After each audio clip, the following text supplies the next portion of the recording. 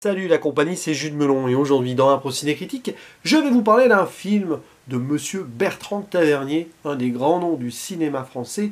Jusqu'ici sur la chaîne, je n'avais évoqué que Le Coup de Torchon, avec entre autres Philippe Noiret. Et là, je reviens un petit peu en arrière, 1980, m'arrêtant donc sur La Mort en direct, ou en version internationale Death Watch, qui est une coproduction franco-allemande en fait, pas d'anglais ou d'américain derrière le projet car... l'acteur principal était persona non grata, par exemple, on va y arriver, hein. Qui est-ce? Harvey Keitel, qui venait de se faire dégager du tournage d'Apocalypse Now et qui forme ici un duo avec Romy Schneider. Je crois 2 ans avant sa mort. Et dans ce film, ça parle de mort, la mort en direct.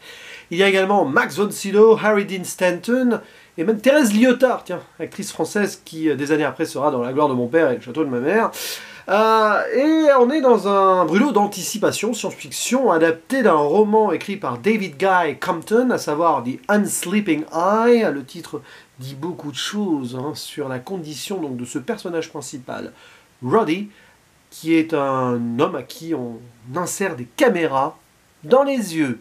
Il devient un homme caméra, donc le voyeur ultime, et il travaille ainsi pour une émission de télé qu'il va filmer à l'insu plus ou moins de sa star involontaire, à savoir une femme qui s'appelle Constance, Catherine, pourquoi je l'appelle Constance? Bon, Catherine, c'est pas grave, hein, c'est presque pareil, pas du tout, jouée par Romy Schneider, qui en fait est mourante, oui elle va mourir, donc on se propose, enfin on lui propose contre de l'argent quand même à un moment, hein, de mettre en scène les derniers jours de son existence dans un monde où on ne meurt plus, si ce n'est de mort naturelle.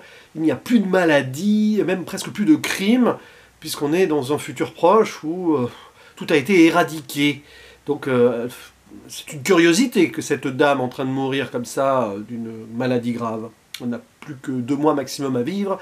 Elle accepte plus ou moins son sort, et donc, bah oui, sauf que elle ignore un petit peu que cet homme qui va venir près d'elle, et la caméra en tant que telle, et un lien va se nouer entre les deux. Tant et si bien qu'il va y avoir une fuite en avant, sortir de cette ville un petit peu impersonnelle. Tout ceci a été tourné à Glasgow, c'est un choix de Bertrand Tavernier d'ailleurs. Et ils vont aller vers la nature, elle veut retrouver son ancien mari, bon bref. Tout ceci étant une réflexion sur ce monde qui pourrait être le nôtre demain, à l'époque, en 1980. Aujourd'hui, on est vraiment pratiquement en plein dedans. Sauf qu'on n'a pas encore, je crois, de personnes qui sont capables de filmer à travers leurs yeux. Et c'est un film que je voulais découvrir à tout prix, parce que, bon, film d'anticipation à la française, c'était rare à l'époque. Il y avait eu le prix du danger, hein, d'Yves Boisset, si on veut, autrement. Mais parce que c'est un fantasme que j'ai, ça. Personnellement, imaginer pouvoir filmer de mes yeux ce que je vis au quotidien et revisionner cela après. Bon, peut-être qu'on y arrivera un jour, mais attention aux conséquences. Ce film vous, on va dire, tire une sonnette d'alarme à ce niveau. Et un film d'anticipation qui quand même a vu juste sur d'autres points, parce que là, le côté voyeuriste de la télévision, on est quand même dans une télé-réalité avant l'heure, et même les dérives d'Internet, potentiellement, hein, où la vie privée disparaît de plus en plus. C'est très intelligent donc, et Bertrand Tavernier a pris le projet vraiment en main. Lui qui était un grand lecteur, il a adoré le roman, donc c'est vraiment son adaptation. Il a changé un peu apparemment certaines choses, notamment vers la fin. Et c'est un brûlot qu'il faudra que je revoie. Là j'en parle comme ça, pas vraiment à chaud, le lendemain, je vais laisser un peu passer de temps. C'est fascinant, c'est super passionnant sur les thématiques. Mais l'ambiance posée par Tavernier fait qu'on est pris à contre-pied, et donc ça nécessite, je pense, qu'on y revienne, et qu'on prenne du recul à ce sujet quand même. Parce que on est dans l'anti-spectaculaire, pas d'effets spéciaux. Ça, alors là, j'apprécie beaucoup ce genre de science-fiction qui va pas jouer sur les effets, mais sur le côté psychologique à fond. On peut parler, par exemple, si ça n'a rien à voir, hein, Les Fils de l'Homme de Quaron, qui a cette thématique-là, parce que c'est un futur, mais bon... Hein. Très vite, ça devient presque contemplatif et poétique dans cette relation entre le personnage de Romy Schneider et celui de Harvey Keitel, tant et si bien que presque on se perd dans certains méandres, mais c'est volontaire. On a une ambiance presque mélancolique, malsaine par moments, triste, qui se met en place, notamment sur la seconde partie du brûlot. On est dans une forme de réalité fantasmée parce qu'on se perd justement dans ce monde qui n'est plus si réel, en quelque sorte, parce qu'on voit des petits détails comme ça, c'est vraiment bougrement bien pensé, sans rentrer dans les détails ultimes en explication. On voit donc ce que ce monde apporte ou n'apporte plus aux gens. À un moment, il y a une manifestation où on demande à ce qu'on garde les enseignants en chair et en os, moi qui suis moi-même enseignant, pour être remplacés par des algorithmes ou des ordinateurs.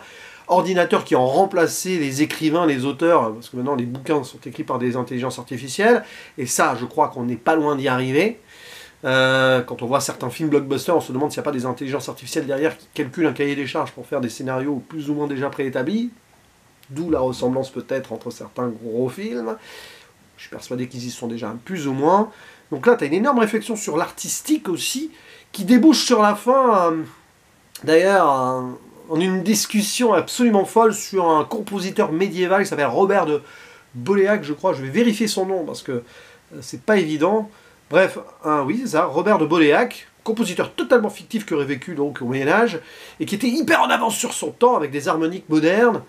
Et ça a été inventé pour le film, d'ailleurs, c'est le compositeur du Brûlot, Antoine Duhamel, qui avait travaillé avec Godard notamment avant, qui s'est fendu d'un truc extraordinaire, tant et si bien que des gens, à la sortie de la salle, pensaient vraiment que ça existait, ils sont allés chercher chez des disquaires l'existence de ce compositeur, c'est fou ça. Mais bon, c'est presque totalement à part, mais tout fait cohérence et sens quand même dans cette réflexion sur la vie, la vraie vie, à travers donc la mort qui ici arrive. Et c'est vrai que quelque part, on a l'impression que le film se perd un peu, et c'est le cas. Je pense qu'il y a quelques défauts à ce niveau-là, mais c'est volontaire et assumé. Donc c'est une proposition très personnelle de Bertrand Tavernier et de son scénariste aussi, qui ont voulu faire quelque chose d'à part. Peut-être que dans le roman, il y avait déjà cette ambiance-là, je ne sais pas. Mais ce qui est certain, c'est que c'est forcément porté par le duo Schneider-Kittel, qui fonctionne plus ou moins tout le temps. Il y a des moments, c'est compliqué.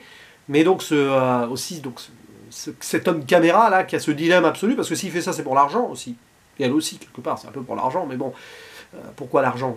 Allez savoir, parce que bon, lui il a une famille, et il risque quand même beaucoup, parce que si en gros il dort, c'est pour ça le titre The Unsleeping Eye, s'il dort, s'il ferme les yeux trop longtemps, eh bien il devient aveugle, donc il ne peut même plus dormir, il vit dans une sorte de cauchemar ambulant, sans dormir, et c'est cette dichotomie là qui est assez terrible je pense dans cette existence là.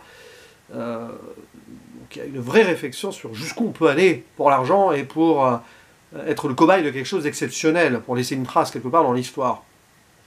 Et le choix de l'Écosse, Glasgow d'abord pour la ville, et de l'Écosse après pour la nature, magnifique, hein. Il y a des plans remarquables forcément, parce que c'est un des plus beaux pays à ce niveau-là, sur les paysages sur lesquels on pourrait poser la caméra. Et ça fait sens, parce que l'Écosse, voilà, c'est un petit peu la misère économique aussi, donc c'est un peu sombre par moments, et ça dépeint parfaitement cette dystopie potentielle, tout en ancrant ça dans un vrai réel quand même, sans aller chercher à trop modifier les choses. Donc c'est hyper intelligent de la part de Tavernier, qui était tombé amoureux de cette ville lors d'une promotion sur notre film préalable, etc. etc.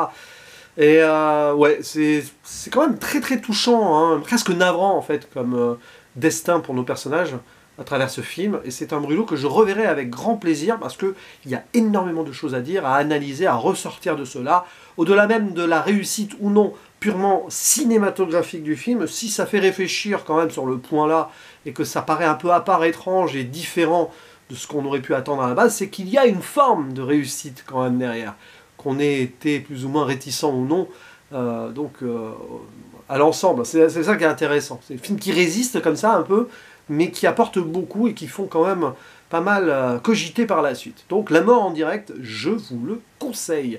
Ce film de Bertrand Tavernier est certainement pas son plus connu. Il faudra que je voie Le juge et l'assassin, peut-être le courant 2023, dédicace à Antoine, s'il passe par là d'ailleurs. Mais en tout cas, ça vaut le coup, parce que ça change aussi, et j'aime bien ce genre de film différent, et qui ne nous laisse pas indifférents. N'hésitez pas à dire en commentaire ce que vous en pensez, si vous l'avez vu, du cinéma de Bertrand Tavernier au sens large aussi, hein. N'hésitez pas à me conseiller d'autres de ces Brûlots. Il ne me reste plus qu'à vous dire à la prochaine. Ciao!